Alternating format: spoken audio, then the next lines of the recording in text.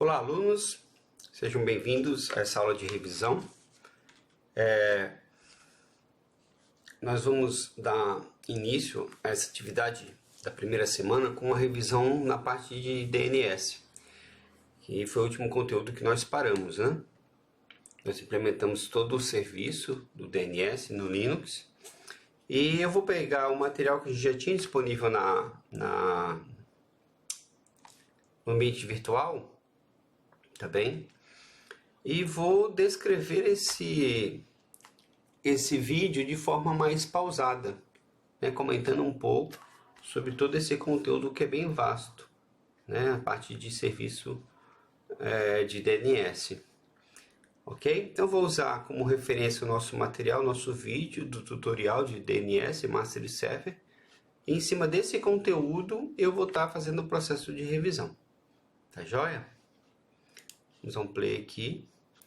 Eu usei a máquina do meu filho aqui. Utilizei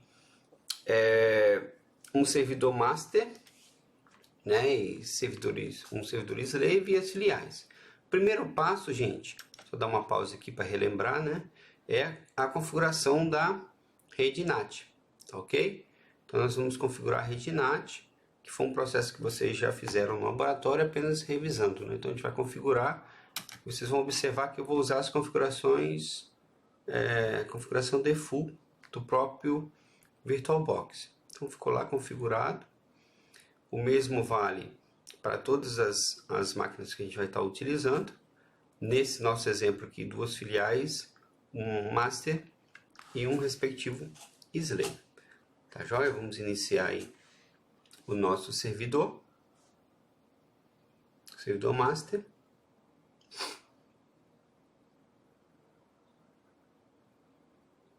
Quando ele inicia, eu vou reforçar que eu também deixei no AVA outras aulas, na verdade mais uma aula, mais uma videoaula, para que vocês façam o processo de revisão do conteúdo teórico do DNS. Né? Encontrei lá na web mais uma aula que vai servir para vocês como revisão do conteúdo teórico. Nessa videoaula aqui, faremos a revisão da questão da implementação que vocês fizeram ao longo do ao longo da primeira atividade da disciplina de serviços de rede. Então aqui a gente logou no no servidor master.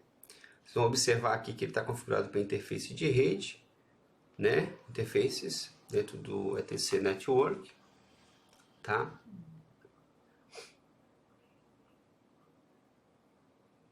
Vamos acessar o diretório. Está aqui o respectivo arquivo com a configuração de IP estático. Tá bom? Então, essa é uma forma de fazer a configuração do respectivo endereço IP. Nós temos outras formas, né? Nós temos outras formas de fazer a configuração, se recordam? Vindo aqui nesse ícone, clicando com o lado direito do mouse e fazendo toda a configuração manual, tá, do respectivo serviço de rede. Aqui, tanto o sort quanto o domain, intranet.local, né, só para relembrar, ele vai fazer a busca nesse meu respectivo domínio, tá vendo? O resolve.conf deve ser configurado apontando para o servidor de DNS. Nesse nosso caso, é esse respectivo endereço 10.0.2.5. Então tá lá name server e o sort relacionado ao meu domínio, que nós chamamos de intranet.local, tá? O mesmo vale para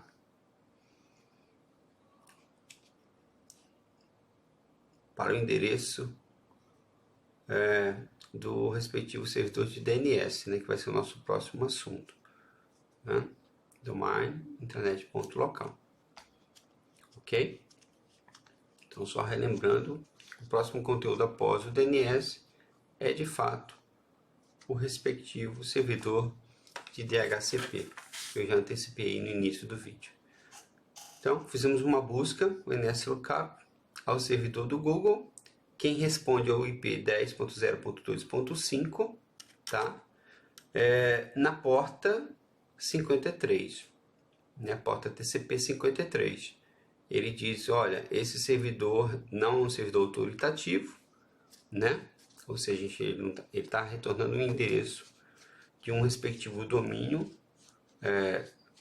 www.google.com, mas esse domínio não está num servidor autoritativo. Não tem aquela capacidade de fazer as atualizações dos endereços de DNS. É um servidor na internet apenas, né? E que está o endereço respectivo desse servidor. Então, continuando o vídeo. Se vocês fizeram, né, as buscas locais aí, em relação às configurações das máquinas que foram realizadas, né? E o serviço foi baseado no bind, né? Vocês se recordam a versão do serviço de DNS configurado no Linux, aqui o Ubuntu 14, se não me engano, foi o serviço do bind 9. Aqui aqueles arquivos de configuração, né, que a gente vai ver um por um. Aqui o primeiro, que é o arquivo de busca de pesquisa direta. Então nós teremos, uma pausa aqui, só relembrando, né? Nós teremos o nome do servidor, tá aqui, server, tá? Nesse caso aqui do user SE. Nós temos aqui o respectivo nome do host, né? E aqui o tipo do record. Nesse caso, in do tipo A, ou seja, IPv4, 10.0.2.6 para filial 1, 10.0.2.7 para filial 2. E temos aqui o slave 10.0.2.15 e temos o servidor de DNS, que é o 10.0.2.5. Essa notação, o @ aqui, né? O símbolo da arroba aqui é relacionado ao próprio servidor, ou seja, tudo que se refere a vem de server.intranet.local. É a denotação. Aqui a gente coloca name server, né? server.intranet.local, apontando para intranet.local, que são as referências. Ok? Então vamos continuar. Tem o próximo arquivo que será apresentado. Lembrando que esses arquivos eles estão disponíveis, é o primeiro registro, start of. Esses arquivos, esses scripts, eles estão disponíveis já no ambiente virtual. E aí cada um de vocês pode acessar, se for possível, claro, e tentar executar essa tarefa, ou em casa, enfim, em algum local propício. Caso isso não seja possível, não se preocupem que ao retornar da pandemia, se Deus quiser, num prazo indefinido ainda, mas se Deus quiser não vai ser muito longo, a gente continua com essas atividades, tá bem? O objetivo é relembrar para que vocês, né, não cheguem assustados na próxima aula aí, se Deus quiser, logo. Próximo arquivo é o db.10, que é o arquivo de pesquisa reversa, tá? Ou seja, nós teremos os finais aqui dos respectivos endereços IP com um ponteiro PTR apontando para a respectiva notação de nome. Então, filial termina com IP6, filial 1. A filial 2 termina com o respectivo IP 7. E assim sucessivamente, né, para cada um dos nossos rushes que serão utilizados no nosso ambiente de experimentação, no nosso testbed aí, emulado. Temos aqui então, só relembrando, né, filial 1, ok? Filial 1, filial 2, o slave e o nosso, cadê? Tá aqui, né, master, tá aqui o nosso respectivo master, tá ok? Com IP5, com aquele repassa. Lembrando que esse vídeo inicialmente ele estava sem áudio, né, sem legenda. Por quê? Porque era um material que eu usava de apoio em sala de aula. Mas eventualmente por questão da pandemia eu tive que adaptar esse vídeo e estou gravando o áudio aqui para que vocês tenham essa referência. Ok? Tá, intranet local, que é referente ao domínio no name server. O NS aí. Próximo arquivo, nós temos 4 arquivos, né? Vocês se recordam? Próximo arquivo é de configuração relacionado ao domínio. Vou dar mais uma pausa aqui. Ó. Então nós temos intranet.local, sendo a nossa zona primária, né? Que é a zona de pesquisa direta. E nós temos aqui a nossa zona de pesquisa reversa. Observem que nesse servidor como meu master, o type aqui é master. Tá joia? Então as configurações são basicamente configuração padrão. Você vai especificar o nome do domínio que você deseja, né? E, claro, não pode esquecer de especificar qual é a base de dados respectivamente da busca de pesquisa direta e da busca de pesquisa reversa. Ambos foram apresentados anteriormente. O vídeo ele é um pouco longo, eu confesso, né? Ele tem cerca de quase 30 minutos e vai acabar ficando um pouco mais extenso pela questão da pausa, né? Que eu acabo dando aqui na revisão, mas eu acho muito válido que vocês façam essa revisão com calma, tá bom? Que aí vocês vão poder relembrar todo esse conteúdo. Próximo arquivo é o named.conf.options. Esse arquivo ele contém as informações respectivas, a respectiva informação relacionada a configurações adicionais do servidor de DNS. Então aqui a gente tem uma CL. Então continuando, esse arquivo named.conf.options ele possui algumas configurações específicas do serviço, né? Então aqui uma informação importante, busca recursiva, ou seja, é uma policy, uma política que permite com que o conjunto de informações relacionadas nessas chaves sejam interpretadas quando for solicitada a procedure que permite recursiva, tá bem? Aqui nós temos o diretório de cache. Esse diretório vai ser importante quando vocês forem implementar a questão de troca das informações do master com o slave, né, da base de informações, dos arquivos de base de informações. Vocês vão notar que é importante conhecer onde ficar armazenadas essas informações temporárias. Tá joia? Está aqui a permitir recursividade, né? Em quais conjuntos de IPs. Está aqui a CL respectiva. Isso permite fazer cache também. As informações serão armazenadas naquele diretório, var cache bind.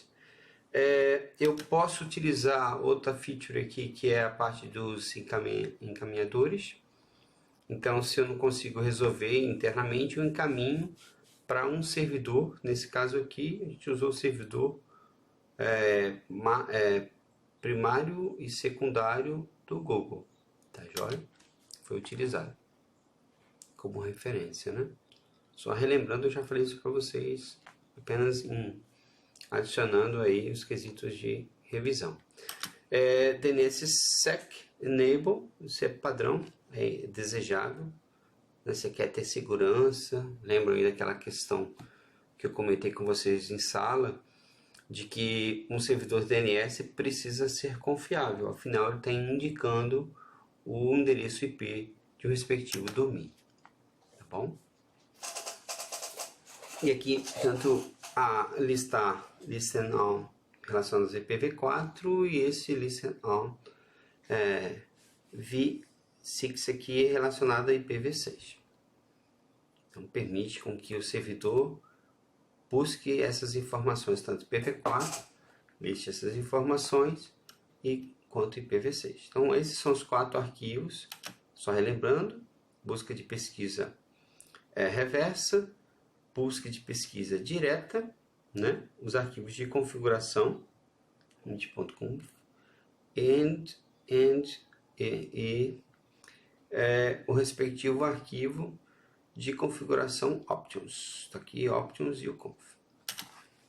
São os 4 arquivos que a gente vai estar utilizando, né? Aqui são as zonas default, podem ser utilizadas.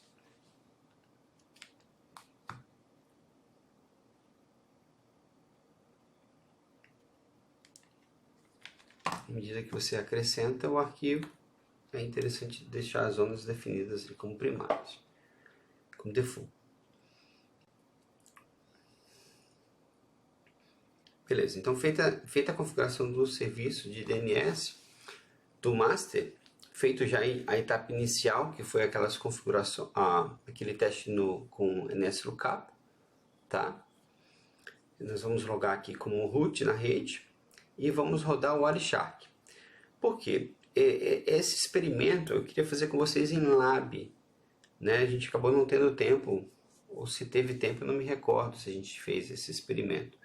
Então agora a ideia é ver um pouco de forma mais profunda o funcionamento da rede. Tá? Então se é típico na área de sistemas as pessoas fazerem lá um debug, né? Dar uma olhada no código passo a passo, aqui a gente vai usar uma ferramenta que é, deixa eu dar uma pausa aqui, a gente vai usar uma ferramenta que é o Wireshark para ver o conteúdo dos pacotes, entender todo o funcionamento dessa respectiva rede. Tá joia?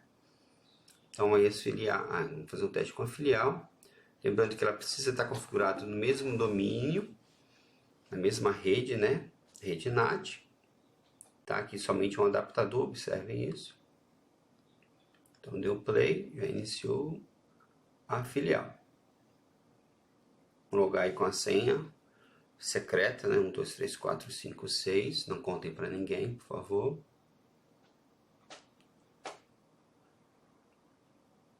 Observe que essa também é configurada, essa filial, com endereço estático, tá?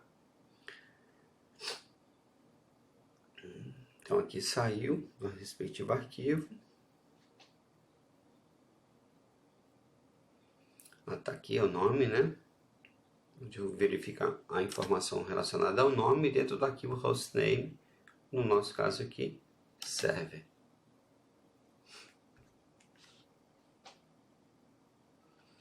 O arquivo rushes contém as informações de configuração do próprio host. Tá ok? Então tá aqui, ó. Essa é minha máquina, 10.02.5, é o nome dela é server, está num domínio chamado intranet.local, cujo apelido dela é server. Relembrar, né, esses são arquivos que vocês já configuraram nos respectivos servidores de vocês. Tá? No servidor master, se eu não me engano. Não me recordo se a gente tem nas minhas anotações, depois eu vou verificar. Se a gente chegou a rodar o servidor slave, acredito que não. Que seria o nosso próximo passo. A gente estava fazendo os experimentos com o servidor master. Então tá aí, servidor master e a filial 1. Vamos observar que a configuração da filial 1, né? Tá aqui, filial 01, possui um endereço IP fixo. Ó, note que não foi atribuído. Foi o arquivo de interfaces dentro de etc, de interfaces, 10.0.2.7. Sabemos aí que esse IP pertence à filial 01. Então observem, filial 1 com o respectivo 10.0.2.7. Se vocês voltarem no início do vídeo, é bem provável que vocês vão observar que o endereço IP 2.7 pertence à filial 01. Está aqui, ó, respectivo name server Ou seja, se eu não consigo resolver o meu endereço IP, para quem eu vou perguntar? Quem é o meu servidor de nome de domínio? 10.02.5, que é a nossa master, que é o nosso computador master, tá bem? Eu vou procurar isso na onde? No domínio intranet.local. Observe que esse arquivo, toda vez que ele reinicia, ele é subscrito, né? Aqui o mesmo vale para as configurações desse rush da filial 10.027, filial 1, com o apelido filial 1, né? Então eu coloco aqui com essa linha, eu coloco essa máquina no domínio intranet.local. Tá aqui o nome dela, filial 01.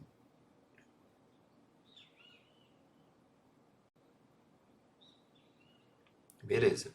Vou iniciar a captura de pacotes, tá? No meu servidor e vou dar um nslookup.google.com, enter. Beleza, aqui eu vou dar uma pausa para explicar com vocês com mais atenção. Observe que no timestamp aqui 10.0.2.7 fez uma solicitação. Sort a quem? Qual destination? Ao 10.025. Quem é essa máquina 10.025? O respectivo servidor master. Então ele fez uma consulta DNS, tá vendo? Estou utilizando um protocolo aqui DNS, tá? Perguntando para ele em formato IPv4 qual é o IP do respectivo servidor de domínio ou da máquina que está nesse domínio, né? Melhor dizendo, www.google.com, tá? O que esse meu respectivo servidor fez, gente? Observe aqui, o 10.02.5, 10.0.2.5 foi ao 8.8.4.4 e fez para ele a pergunta: olha, eu preciso do respectivo endereço do servidor www.google.com. Então o master foi lá naquele forwarding, né, fez essa busca aqui no servidor respectivo. Esse servidor respectivo, tá? Ele fez tanta busca para o nome quanto o name server. Fez essas duas buscas. O 8.8.4 respondeu então ao 10.0.2.5, passando qual é o endereço do root, né? E qual é o endereço respectivo da consulta ao www.google.com. Com base nessas informações, o 10.0.2.5 respondeu a 10.0.2.7, entregando para ele o que? O respectivo endereço que ele obteve da consulta que ele fez no respectivo servidor. Percebe? Então, o legal de você utilizar uma ferramenta como o Wireshark é que você vê todo o funcionamento da rede. Você sabe exatamente por onde o pacote percorreu. Então aqui ele saiu dessa origem da filial, foi para o master.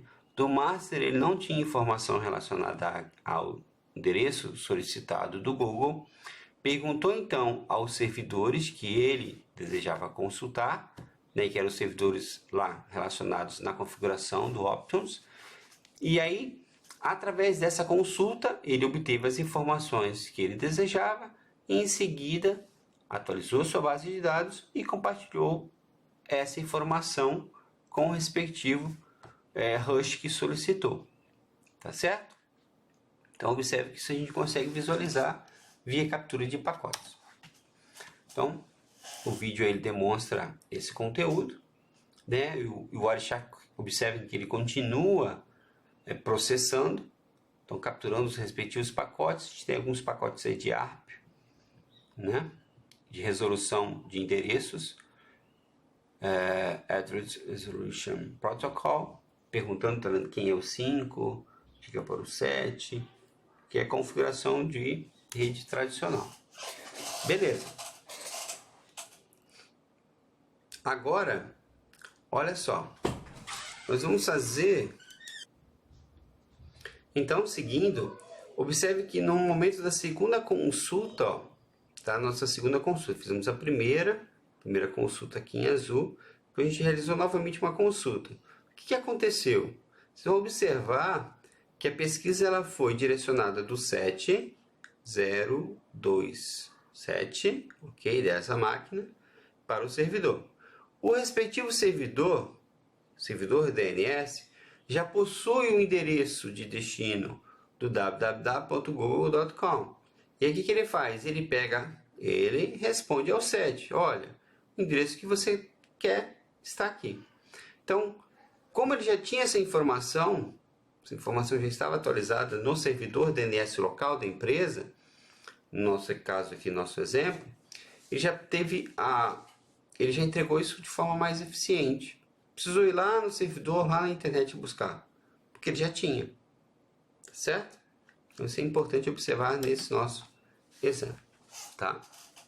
Aí eu reforço esse conteúdo, tá vendo os artigos, as respectivas informações relacionadas a esse domínio já estavam na base de dados. Vou mandar um pacote, ó, para o google.com, ok? O que ele vai fazer, ó? Observe que eu mandei um pacote, tá? Esse meu respectivo pacote também, mesmo que é um protocolo de controle, que o ICMP, ele também utiliza informações relacionadas ao meu servidor.com, tá? Aqui está o respectivo endereço. Ó, quando eu fiz esse ping, ele pingou a quem? A 172.217.28.228, né? Só para confirmar que foi o servidor de domínio que nós pesquisamos. Outra ferramenta importante, vou dar uma pausa aqui que essa é legal, é relembrar aquela hierarquia do DNS. Então, quando você faz uma busca, deixa eu voltar aqui, ó. Quando você faz usa o DIC, né? Qual é o domínio? A gente bota o Etsy aqui para indicar qual é o domínio que a gente vai estar buscando essa informação. Nós vamos sair por qual domínio, né? 10.0.2.5, que é esse servidor, e nós vamos buscar o www.google.com. Tá? Então, a gente vai fazer a busca através desse respectivo domínio. Então, como essa máquina aqui não é um servidor autoritativo, olha o que acontece, ó. E eu vou traçar a rota, trace, aqui. Eu vou primeiro, qual é a minha primeira busca que eu vou fazer? 1, 2, 3, 4, 5, 6, 7, 8, 9, 10, 11, 12, 13. Tá vendo? Quem são esses 13 caras aqui? São os nossos 13 servidores root de toda a internet. Né? Então, o primeiro passo, ele busca um servidor root. Depois, o servidor root direciona para um conjunto de servidores ou um respectivo servidor, que é, nesse caso aqui, o .com, tá? E depois o Google. Deixa eu voltar aqui um pouquinho. Tá aqui. Então, primeiro eu vou para o root. Tá vendo? O servidor raiz. Aqueles 13 servidores. Depois, então, os servidores root. Depois eu vou para o .com, perdão, que é seguindo a hierarquia, e o .com vai me direcionar para o Google. É só name server 1, 2, 3 e 4. E aí eu fecho a minha tracehold com todo o meu respectivo servidor, a busca desse servidor, ok? Vamos fazer aqui com quem? Global.com. Ele vai, ó, .com, fez também busca na raiz, tá vendo? Fez o tracehold. Note que isso tudo está passando aqui, ó, no meu servidor, tá ok? Vamos notar aqui, ó, servidores Global passam por ali. Beleza? Então o Wireshark tem essa facilidade, né? Ele permite com que você faça faça um processo de análise, todo o header do pacote e o cabeçalho do pacote, e aí com base nesse conteúdo você pode entender todo o funcionamento da sua rede. Então, se você eventualmente está detectando algum ataque, alguma coisa assim, você pode utilizar dessa ferramenta. Precisa detectar algum ataque, né? Por exemplo, uma coisa mais simples, né? É lógico que existem, para questão de segurança, outras aplicações mais específicas. Então, o próximo passo é iniciar mais um host. Vou fazer um trace router aqui por terra.com. Nosso exemplo, tá vendo? Da configuração padrão com até 30 hops possíveis.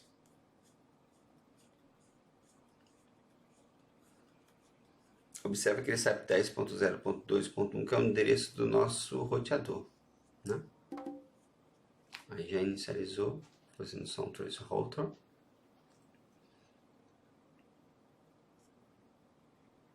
Então temos aí mais um cliente agora, esse com Ubuntu 16.04. Acho que eu fiz isso. Fiz um teste com 14.04 e o name 14.04 e com 16.04, tá bom? Só para relembrar aí sendo máquinas das filiais, tá? Essa cadeira aqui, ela é muito confortável, então acaba às vezes tendo que me acomodar de forma mais jogada, né?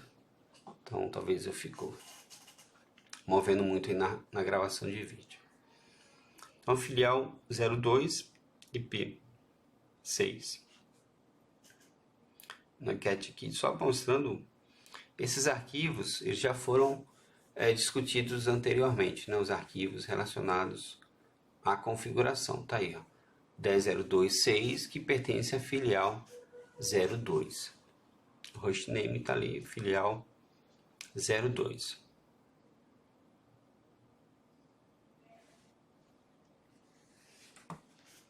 Reserve.conf.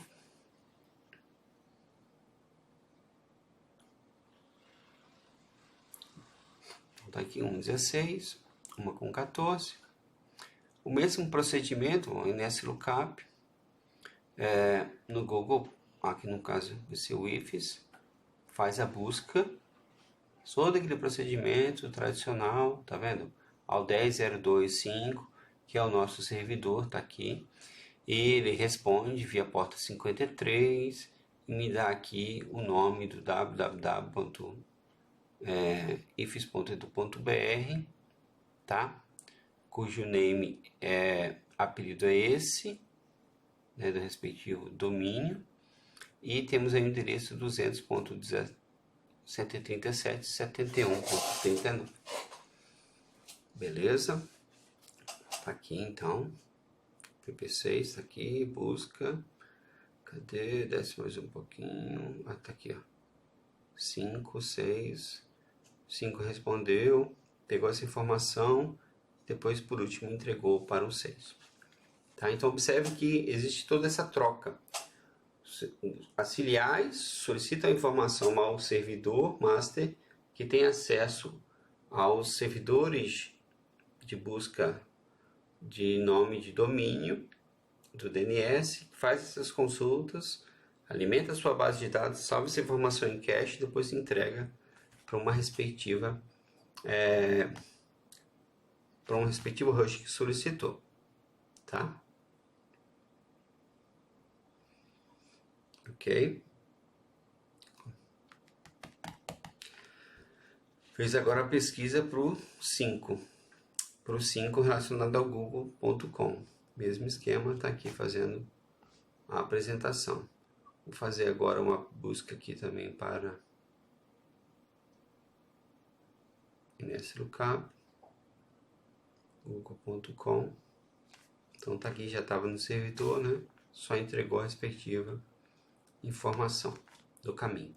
Não precisou sair fora, já tinha essa informação na base. Essa informação ela não é de eterna, ela roda durante um certo tempo, que aí você pode configurar também o tempo de atualização dessa taxa, tá ok? Que não é desejável, né? Que você tenha tempos que o endereço não possa se atualizar, porque se eventualmente o servidor trocar de endereço, a máquina vai tentar, o servidor vai tentar buscar e não vai encontrar naquele respectivo endereço. Beleza? Então com isso nós vimos aí master, servidor master e os dois servidores respectivos das filiais. Perdão, os dois rushes das filiais. Agora a gente vai rodar o mesmo cenário com o servidor slave. Tá bom? É assim como todos, né? Eu estou fazendo todos os professores que eu digo, nós estamos fazendo essas gravações em casa, então não tem nada de estúdio. Eu estou fazendo aqui no computador do meu filho. Então, de fato, é uma coisa bem caseira, tá bem, pessoal? Peço desculpas aí por não ter um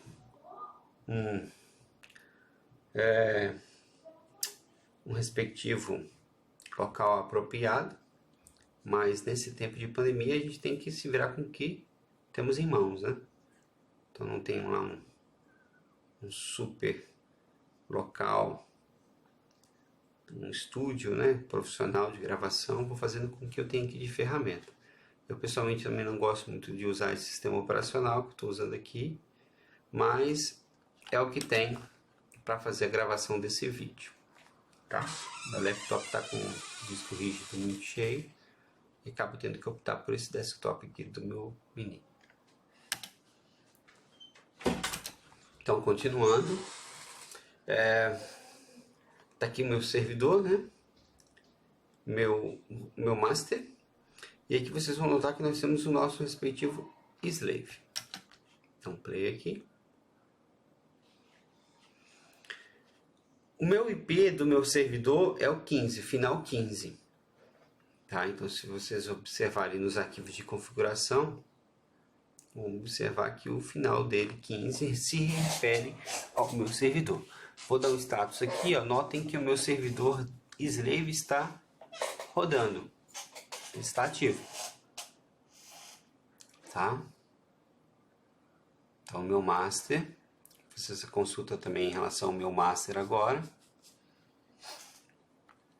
etc init.tbind status. Status bind está rodando. Então temos o master e o slave estão executando. Se pegar aqui o arquivo de configuração, está lá o respectivo servidor do type master. Aqui eu vou entrar no diretório etc bind e vou dar um cat aqui também no arquivo de configuração local. Observem que, ó, eu tenho o seguinte, stop aqui, parou. É o seguinte, eu tenho do type master agora, que eu tenho do type slave, tenho os meus respectivos arquivos de configuração, que eu troquei a minha base de dados para ter base de dados em caminhos diferentes, né? Que eu chamei de backup, que eu chamei de ponto local apenas. Só que a diferença é que eu tenho para esse meu master, para esse meu slave, perdão, eu tenho um servidor master. Tá aqui, ó, 10.0.2.5. Então, o que eu faço com esse meu slave? Ele vai atualizar as informações relacionadas a quem? Ao meu servidor master. Então, de tempos em tempos, ele vai buscar essa informação aqui e vai atualizar a minha base de dados aqui. Aí a função dele é, em um momento de falha, ou numa eventual necessidade de receber uma consulta oriunda de um outro rush qualquer, ele possa atuar com base nas informações que ele recebeu do próprio servidor master, né? Fazer um trabalho em conjunto. Por que eu digo trabalho em conjunto? Porque você pode inclusive configurar o seu rush para fazer uma busca no estilo load balance, assim, de fazer, ó, uma hora eu pesquiso no meu servidor master, uma outra eu pesquiso no meu servidor slave. E você faz um balanceamento de carga relacionado a essa busca, tá? Tá aqui então minha base de dados, tanto para pesquisa direta quanto para pesquisa reversa, ambas solicitando informações do meu servidor master, ok? Então, seguindo, próxima etapa é fazer um teste, né? Vou fazer um teste aqui nos nossos respectivos servidores. Então, por exemplo, se eu vir aqui e efetuar uma pesquisa, notem que os arquivos são os mesmos, né? Os arquivos são os mesmos que você encontra no master, você encontra aqui no respectivo servidor slave. Tá? Vamos ver aqui o Wireshark, mesmo processo, né? Vou capturar todos os pacotes das minhas interfaces de rede, ok? E vou fazer aqui agora o seguinte, observe que eu fiz uma solicitação, quem respondeu à minha pesquisa foi quem? 10.0.2.5, tá? Que é o meu servidor master. Então, se eu pesquisar aqui, ó, www.colatina.es.gov, quem vai me responder?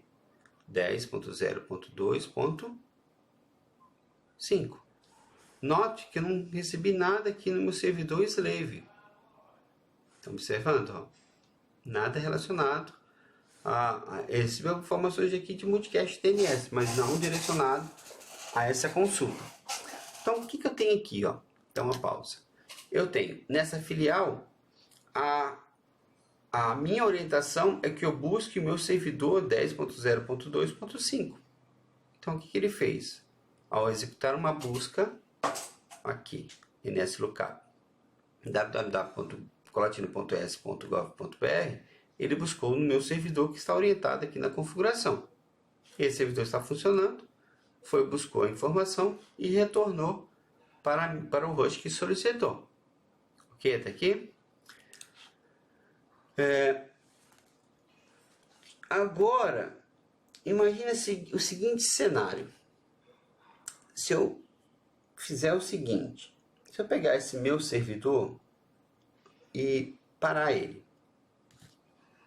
10.0.2.5 para o meu serviço de BAD, certo? Parei esse meu serviço de BAD. Se eu fizer novamente essa pesquisa, o que vai acontecer, gente? Ele vai tentar buscar essa informação, tá? Mas o meu serviço não está rodando. Então, ele não vai conseguir obter a resposta. Tá joia? Ó, tem o timeout. Ou seja, ele aguardou, mas ele não conseguiu me entregar um nome de servidor. Não consegui. Ó, não pode ser alcançado. Então, o que eu vou fazer? Eu vou alterar esse meu arquivo de resolve.conf, que só tem um name server relacionado ao meu servidor master, e vou adicionar para quem? O nosso respectivo endereço do servidor slave, que é o 15. Tá? Então, o que ele precisa fazer? Ele faz a busca respectiva no servidor master. Se não conseguir encontrar no master, ele tem que fazer a busca quem? O meu respectivo servidor slave. Então, ele tentou buscar, ó, aqui no meu servidor, o serviço está parado, mas no meu slave o serviço está funcionando. Então, observe que quem responde a consulta, ó, quem responde essa consulta é meu servidor 10.0.2.15, na porta 53, que nada mais é do que a minha máquina do servidor slave. Ok? Então, ao adicionar também o endereço, né, o name server do minha máquina slave, ela entra no jogo. Então, ela passa a operar e responder as respectivas consultas. Se eu fizer o mesmo para o nslookup para o google.com, quem também vai responder essa consulta, vocês vão notar, ó, é o meu servidor 10.0.2.15, que é o meu servidor de consulta slave. Vou fazer aqui mais uma consulta. NSLOOKUP server. Quem é server? Então, quem responde, né? Só confirmando. O servidor slave na porta 53. Ok. Se vocês observarem, dá um ping aqui para o servidor, 2 pacotes. Ele continua normal. O servidor continua funcionando de forma normal. Só que não está funcionando é de fato o serviço que foi parado do DNS. Agora a gente vai restartar o serviço, tá? Serviço no servidor master. Dá uma pausa aqui. A pergunta é: o que vocês acham? Quem vai responder essa solicitação? Né? A solicitação anterior foi respondida pelo servidor 10.0.2.15, que é o servidor slave, certo? A pergunta é: se eu tenho o servidor master e o servidor slave funcionando, né? Ou se ele retorna após uma falha a funcionar, teoricamente quem tem que responder é o master ou o slave? Isso mesmo, é o master. Vamos fazer um teste. Então vocês fazem novamente uma consulta, tá? Ao Google. Olha quem passa a responder a solicitação. O 10.0.2.5, que é o meu servidor master. Então, se o master não está funcionando, o slave, né, assume o seu papel. Se ele está funcionando aqui, né, o slave está aqui atrás. Se o master está funcionando, o slave não precisa responder a solicitação. Vocês vão observar que não recebeu nenhum pacote oriundo aqui desse rush da filial 2. Ok? Mesma coisa que vale para esse site, né? colatina.s.gov. Vocês vão notar, vão dar um ping aqui para o slave, né? Vamos dar 2 pacotes para o slave, ó. Recebeu aqui os pacotes, tá vendo? ICMP, normal. Ou seja, ele também está funcionando. Mas quem responde as consultas DNS é de fato o servidor master. O slave atua no momento de falha ou no momento de compartilhamento do pacote. Ok? Então, pessoal, nesse finalzinho aqui, deixa eu só voltar aqui. Com isso, a gente encerra esse vídeo inicial de revisão, tá, do conteúdo. Eu peguei, conforme eu comentei com vocês, o vídeo está disponível no YouTube, no meu canal. E eu quis trazer essa revisão para que vocês relembrassem os conceitos de aplicação, né, da implementação do serviço em si. Tá joia? Eu vou passar também, acho que já passei na verdade um conteúdo adicional aí, que é de revisão do conteúdo teórico, né, conforme eu comentei no início. E para fechar a questão da revisão do DNS, nós vamos levantar um fórum e um questionário, para que vocês consigam, né, pontuar no sentido de responder algumas perguntas e se situarem em relação ao conteúdo, tanto da implementação quanto da parte teórica. Ok, pessoal? Por enquanto é isso. Muito obrigado.